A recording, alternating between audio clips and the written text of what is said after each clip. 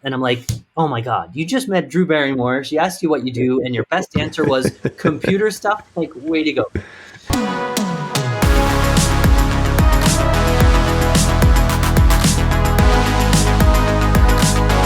What's up, everyone, and welcome to the Local Marketing Lab, where you get real-world insights from industry pros to help you drive local revenue and local growth. This podcast is brought to you by Evocalize, digital marketing tools powered by local data that automatically work where and when your locations need it most. Learn more at evocalize.com. What's up, and welcome to the Local Marketing Lab. Joining us in the lab today is a guest with over 25 years in the hospitality space. He's been to 62 countries, was fired from his second job, and once asked out Drew Barrymore. He's the co-founder and CEO of Juicer. Ashwin Kamlani, welcome to the lab, my friend.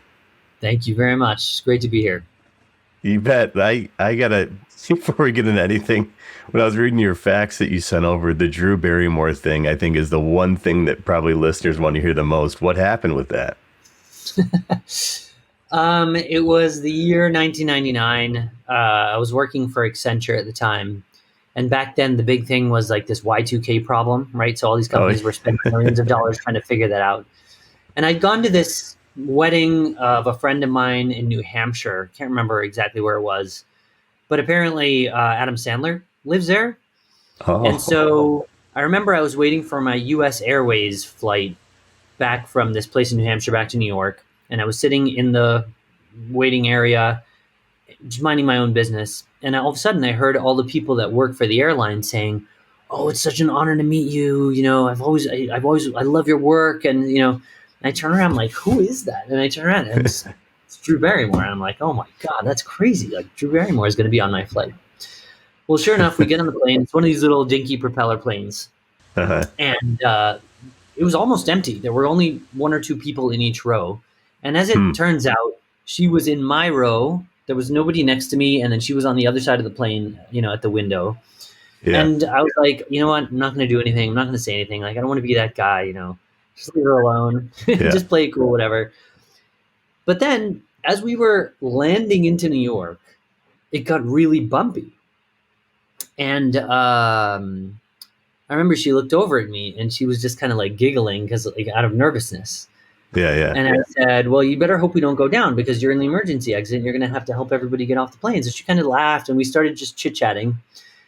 And so she said, "Oh, you know, what do you do?" And I said, "Oh, I work for this company called," back then it was Anderson Consulting. So I was like, "Oh, I work for this company, Anderson Consulting. You ever heard of that?" "No, never heard of that." And I'm like, "How do I explain this?"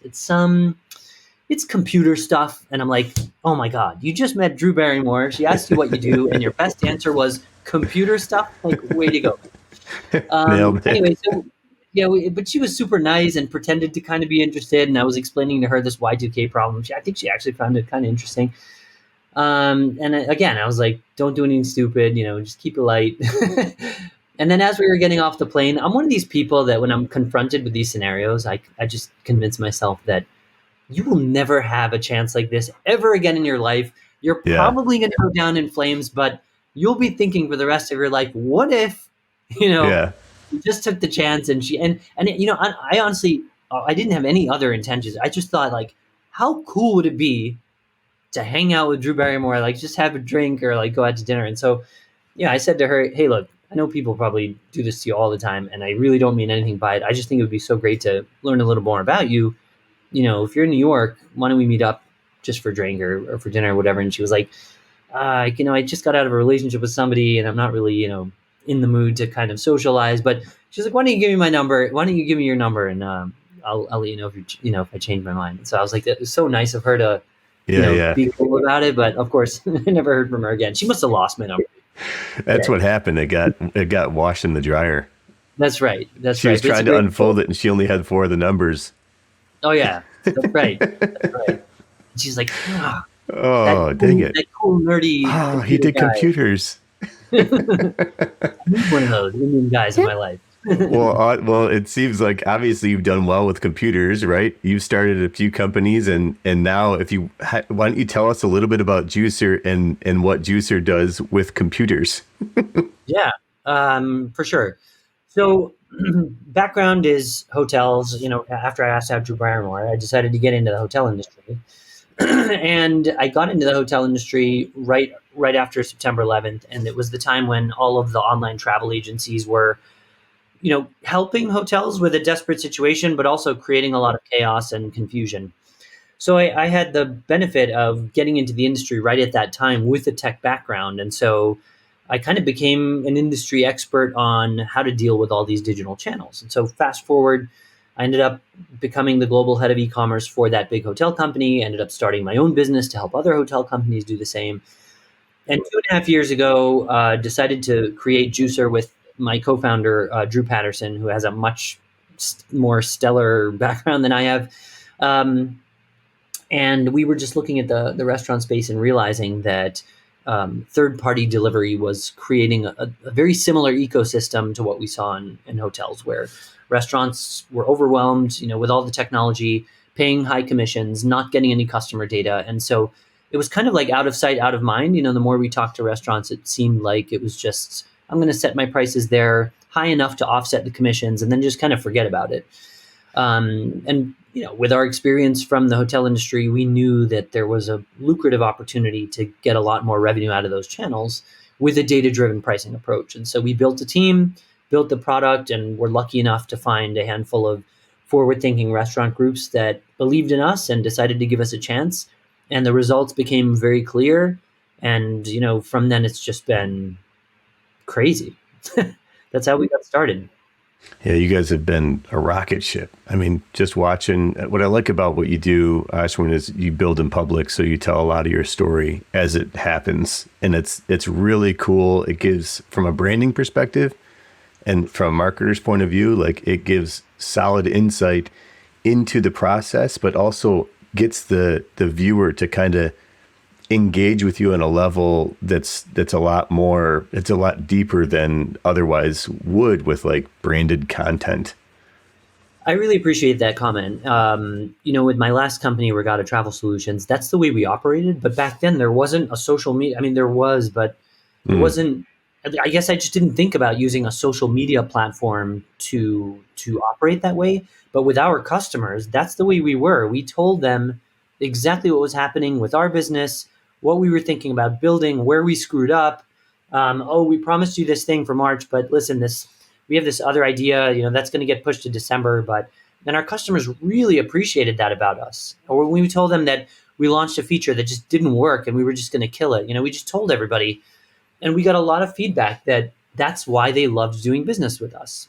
And a lot of the people that worked with me back then are now part of the Juicer team. Years later, that company was started in 2010.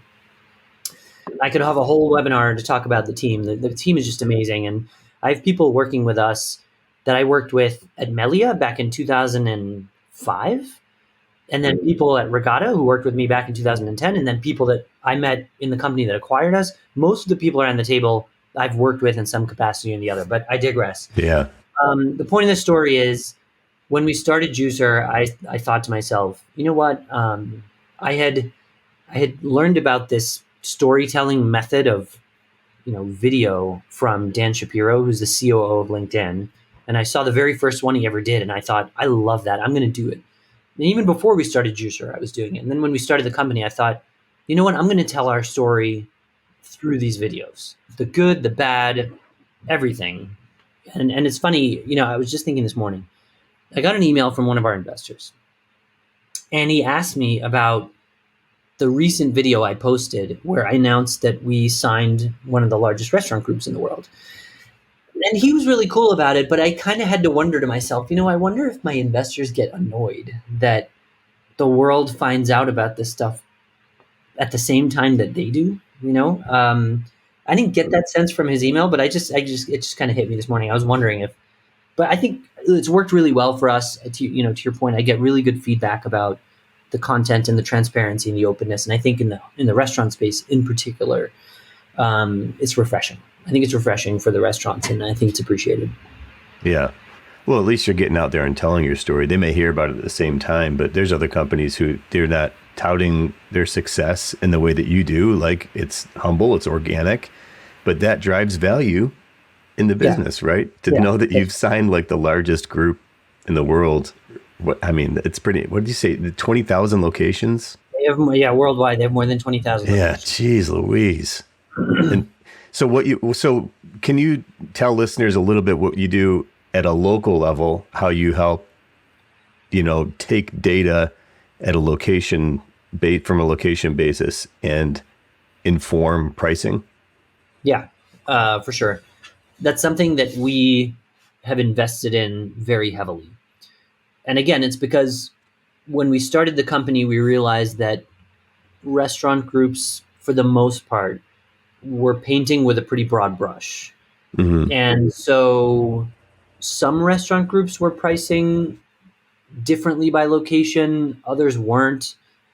And when we started to suggest the idea of pricing not only by location, but by channel and optimizing at a menu item level per hour, restaurants were kind of like, that's a little scary, but I like it. Let's Mm-hmm. try it as long as it's limited to third-party delivery. And so that's an important point, which is that we started out with third-party delivery because those channels created an ecosystem where dynamic pricing could be possible. And that's because the consumer there is trained that prices are higher and they're okay with it as long as it's reasonable, and that prices can fluctuate. What do I mean by that? I mean that you could go into DoorDash or Uber and order something on a Tuesday and then order the same exact thing on a Friday, and it might be more expensive. And that's because delivery fees fluctuate and things like that. But the consumer is not doing the analysis to figure out exactly why it's more expensive. They're just getting to the checkout screen and saying, am I willing to pay for this or not? Mm-hmm. So that created the opportunity for us to work on behalf of the restaurants and say to the restaurants, listen, that is a channel that you are largely ignoring, but it is clear that the consumer is willing to pay more when things are busy. Now, if you don't have the manpower, the knowledge, the ability to analyze the data, or the technology to take advantage of that, let us come in and take that over for you. So, Mm-hmm. and that's another important point, is that we really come in and do everything. We're just like, Juicer's approach is, you don't even have to think about this anymore. We're going to analyze the data. We're going to come up with the new strategy. We're going to implement the prices, monitor the ongoing sales, optimize those regularly, and implement and just keep tracking.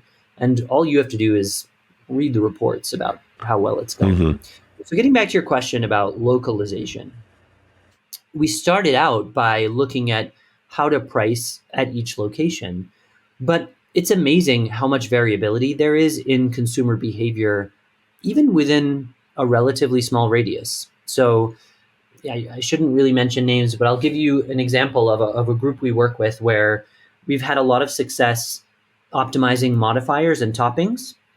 And in one location, it seemed that steak was a more popular modifier versus another location where shrimp was a more popular modifier, but they hadn't thought about pricing based on the popularity of those Mm-hmm. modifiers at those different locations. And so we tackled that head on, and it worked beautifully. So that's one aspect of what we do locally. Mm-hmm. The other thing that, frankly, we haven't really talked about much publicly, but we're going to very soon, Do your investors is know? to They're some going to know degree. now. To some degree, yes. Maybe I should send them an email tonight before you publish this thing. Yes. Um, especially now that the market has shifted, and last year the first half was about inflation, and we had a bit of a tailwind because restaurants were saying, yeah, my food cost is going up and I'm going to increase prices. So if Juicer can come in and help me figure out how much to increase my prices, then that's really valuable. But that was kind of a nice to have. Now that there's softness in the market and there's a lot of anxiety and concern on part of the restaurants of, wait a minute, maybe I've taken too much price, and maybe I need to think about value and what's the price sensitivity of my customer and how do I figure that out, right? That's when it becomes a need to have. And so the tailwind has just accelerated, particularly through Q4 and now. Mm-hmm. So all that to say that the pricing environment has become extremely complicated. You have a situation in Seattle where they've passed new laws to make third-party delivery unaffordable. You have a situation in California where minimum wage laws have gone into effect and everybody's dealing with crunch, in terms of margins, and everybody's watching each other to figure out who's going to flinch first. And so one of the things we've invested really heavily in is competitive intelligence. It's something that we've been doing from the beginning, but now we've taken it to a whole new level where we can look at every single store, compare every single menu item, how it stacks up, alert our customers when something changes that they should be aware of. And we're even using AI to break down digital coupons, special offers, bundles, and things like that, right? So if Domino's Pizza is offering a Super Sunday special with 3 large pepperoni pizzas, a 2-liter of Coke, and the breadsticks for $24.99, we're using AI to grab all that data, break it down, price it according to market, and then basically evaluate the delta between what the retail price is and what the discounted price is, because this is something that's never been done before. And so this is localized pricing and competitive intelligence in a way that the industry has never seen. So if I'm hearing this correctly, you're saying that if I get that combo from Domino's, it'll tell the consumer how much they'd be paying for it somewhere else? No. And they get a better deal? So we're a B2B company, right? We're not doing anything that's consumer facing. Mm-hmm. What I'm saying is, if you own a mom and pop pizza chain shop, right, or a small pizza chain, and you're worried about Domino's stealing market share from you, in the past, what they would do is every once in a while, someone would go into Domino's.com or look at the app and take a look at their menu prices, and maybe once in a while they could look at the bundles and the offers they were offering, but it was pretty difficult and a scalable way to really measure what that bundle or value meal was. And so again, if you own a chain of a couple hundred pizza shops or even 1,000 pizza shops or 10,000 or 20,000, it might be really interesting for you to understand how all of these different offers in the market play a role, what the value of those offers are, how they're changing, how they're trending, how that positions you in your local market. Now that consumers getting more price sensitive and they're kind of making decisions around where the best deal is, this is critical information that has just never been able to be analyzed in this way before. Yeah, no, that makes total sense. It's really interesting to think, like, when you're talking, we do the same thing where we help multi-location businesses do paid marketing at scale. It's like when you get into like past 100, you're in 1,000 location. You said 10,000 locations. It's like that is such a daunting task unless you have tools that automatically do it for you. And especially like yours is backed by AI. Like, I mean, I don't know how anyone would be able to crank through that, because it's like painting the Golden Gate Bridge. Once you're done, you got to start over again. It's like, how do you do it in real time without a tool? The use case you just suggested is a perfect one. Imagine you're a franchisor and you've got whatever, thousands of restaurants out there. And one of your stores calls you and says, hey, look, I'm thinking about doing a local marketing campaign in social media, right? Mm-hmm. Can you help me come up with a good offer that would work well? Mm-hmm.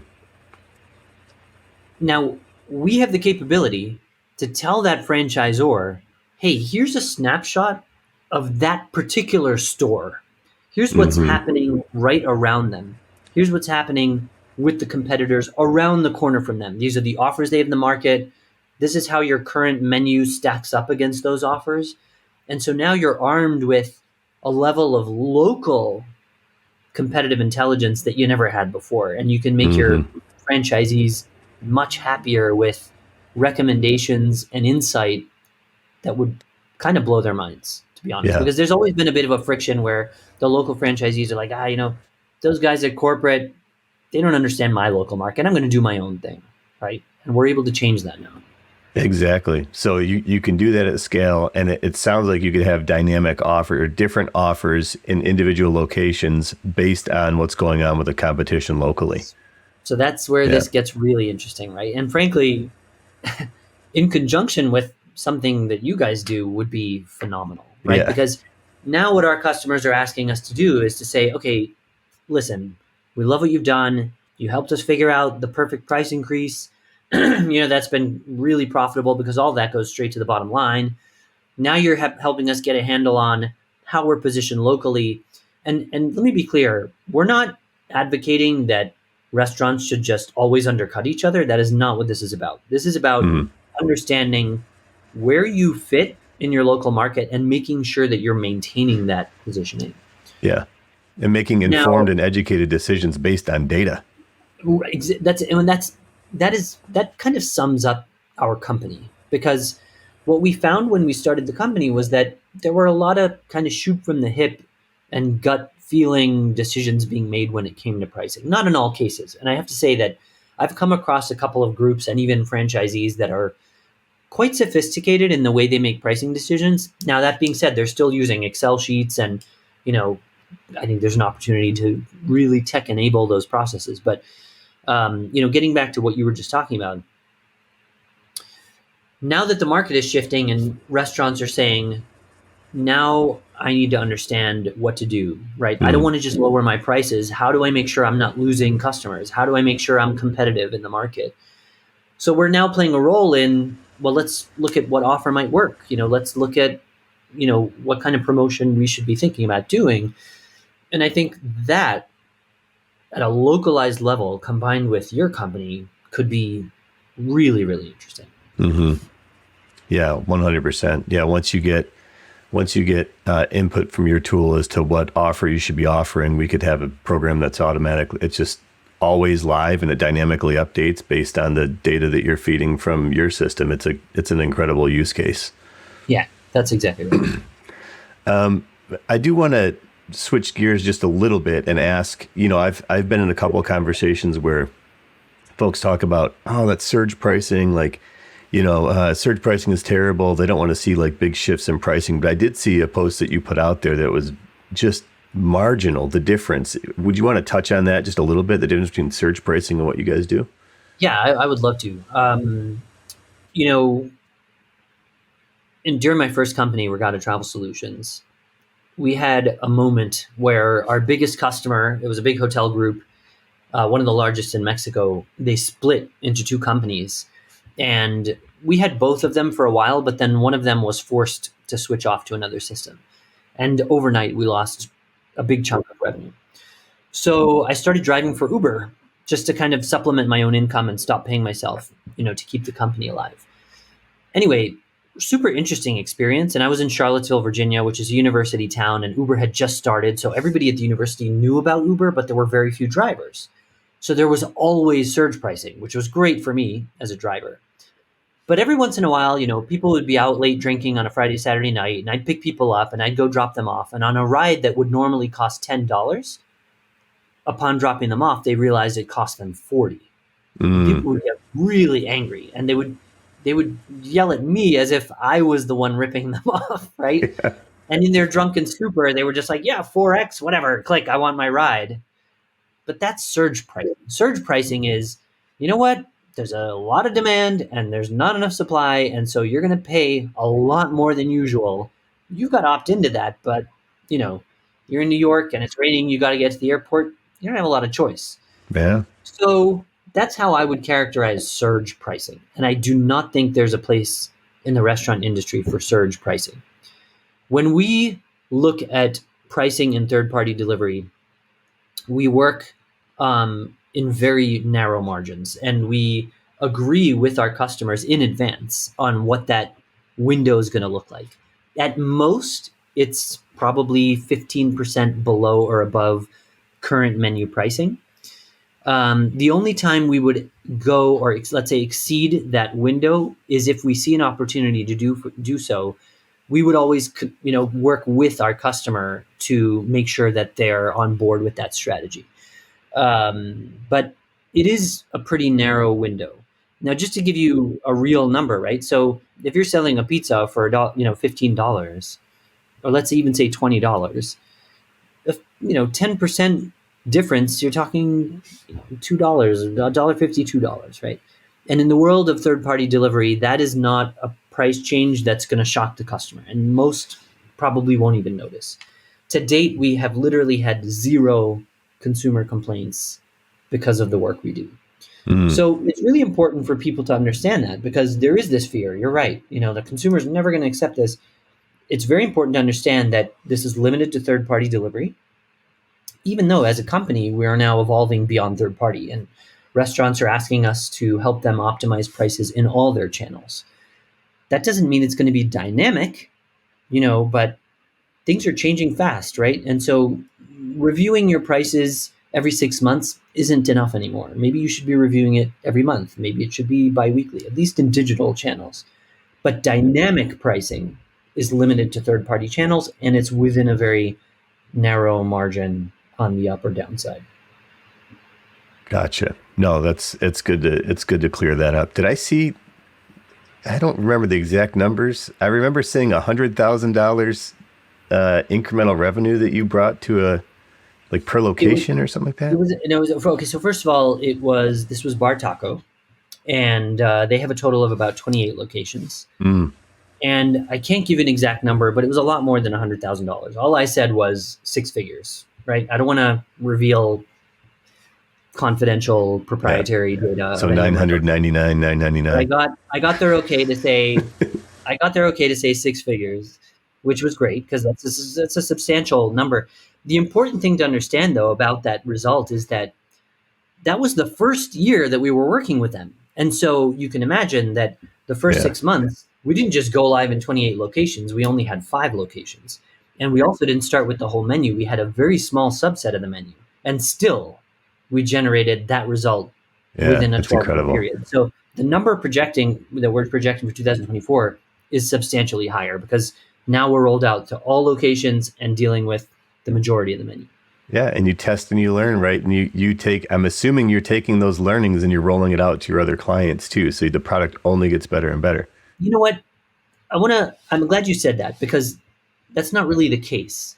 The idea of using data to test pricing and optimize it can be applied universally, but you can't take specific learnings from one customer and just apply it to another. And I want to make that point, because it takes us some time when we sign a new contract to get up and running with a customer.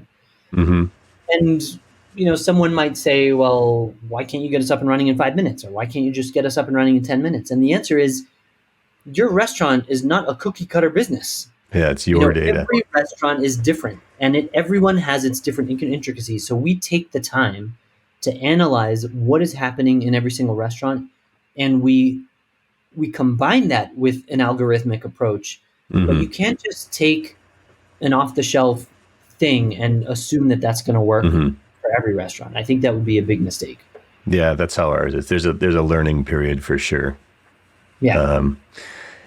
So switching gears a little bit, we've talked quite a bit about what you guys are doing to change the industry and how you're trying to revolutionize pricing. So I thought it would be super fitting to kind of throw this into AI and to come up with a picture of you as William Wallace revolutionizing, leading the pricing revolution, I should say.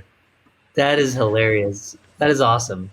Awesome. That's it's got to be one of my favorite movies, and one of the characters I always looked up to growing up. He fought a difficult battle, right? People didn't believe at first. People turned on him along the way. It's but in the end, everyone realized, man, this guy was onto something. He had it right, and we got to fight for that. So I don't know. That's right. It's a fitting analogy. I feel it sounds arrogant to say that, but no, I love it. That's hilarious. You just need to hat. You need a beanie. Yeah, I'll make one. I'll put one on there for you. Well, awesome. Before we let you go, Ashwin, how do folks follow you? How do they follow Juicer? Oh man, well that's kind of easy, I guess. Just LinkedIn. I would love it if people follow me as I'm telling the story about Juicer, our team, our story, everything.